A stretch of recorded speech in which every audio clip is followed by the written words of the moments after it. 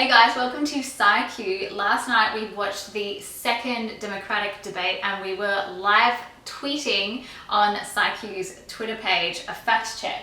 Yes, it got picked up by John Iadarola. Yes. That tip to you, Thanks, John. And we wanted to make a quick wrap-up video about the most popular fact checks from last night. And so we're creating it from my living room. Welcome to Bec's living room. Yeah.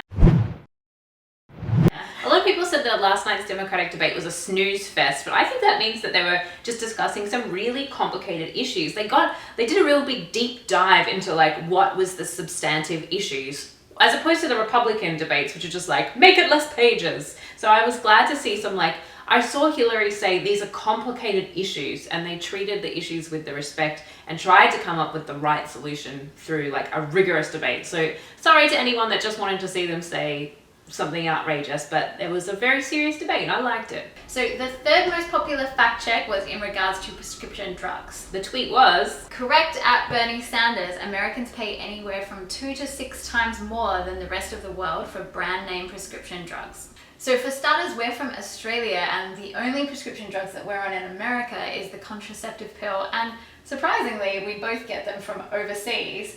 I get mine from Australia when we go back every 6 months because I can get 4 months for $16 in Australia, but in America, it costs $80 for the same pill and the same amount. which makes it 5 times cheaper in Australia than in America, which is exactly on par with the statistic we tweeted, which was Americans pay 2 to 6 times more for their brand name drugs. Yes, so that's why we knew that fact check. Yeah, and I get my contraceptive pill from overseas. I use an online ordering system, which means I can choose if I want it from Canada or India, but basically no matter where else I get it in the world, I'm not contributing to the American economy by buying my drugs in country, and I'm one of about 2% of the American population that is getting our brand name drugs from overseas.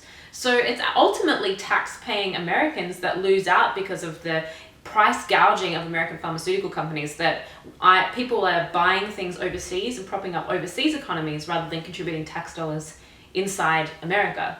So it would benefit the American public if someone in the United States could work out how to negotiate en masse with pharmaceutical companies and buy in bulk, which means you ultimately pay less money because you have better bargaining power rather than relying on people paying retail for drugs. And that's why we like Bernie, because he's actually put forward a bill to do that. Yeah, he's actually a man of action. So great job, Bernie. The second most popular fact check was about something very controversial that Bernie Sanders said in relation to climate change. And here's what he said.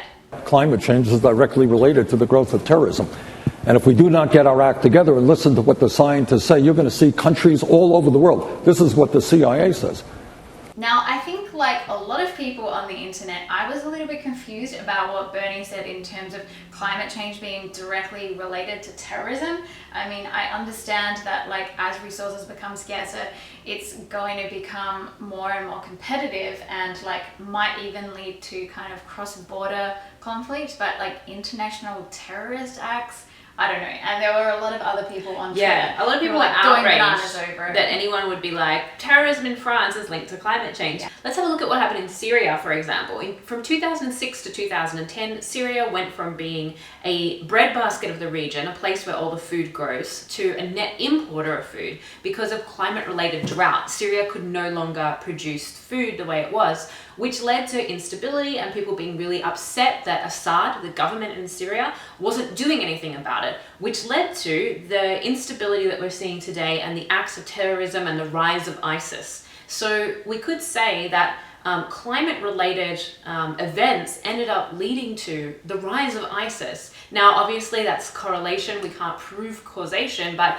it's a very, very strong indicator that more instability in the climate leads to more instability politically in the region. So the first most popular fact check tweet was about minimum wage, and this one had 147 retweets, so people are obviously really passionate about income inequality.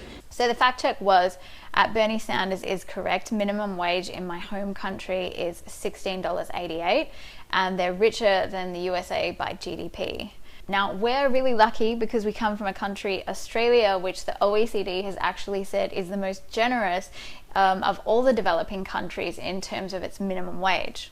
Now, people like Anna Kasparian actually said on the show, oh yeah, but cost of living is higher in Australia. That is true, but when you take into consideration not just the minimum wage, but how much the government charges in tax on the minimum wage, both in Australia and the USA, people on minimum wage do pay tax, so we have to deduct that, plus controlling for cost of living, Australians still get more than 50% higher minimum wages than in the United States. When you adjust for everything, for USA to Australian dollar, for cost of living, for taxes, Australians receive more than $9 when they're on the minimum wage, whereas Americans receive $6.26 on the minimum wage. So we get 50% more in our hands in Australia than we do in the United States, which is crazy. And it goes to show that anyone who's saying, oh no, you can't increase the minimum wage without having catastrophic events and like the world falling apart, as we hear from the Republicans, is obviously completely incorrect, because we have international examples proving that you can do it and it is possible. If you guys want to check out any of our sources, they're in the description below. We're obviously very passionate about getting the facts right. Unlike the Republicans. So we always publish the sources for everything that we talk about. They're in the description. Check them out, share them. And also, you should totally follow us at the next presidential debate, which is coming up on December the 15th. So ScIQ_TYT. Yeah, we'll be live tweeting through TYT. So if you're watching TYT live, you'll see the ScIQ fact check on the Twitter feed on the right-hand side. So follow, check us out, and enjoy the next debate. See you guys. Bye. Hi everyone, I'm Jayde Lovell, resident science nerd on the Young Turks network. You're watching ScIQ and we know you don't want to miss an episode, so please click the subscribe button down below.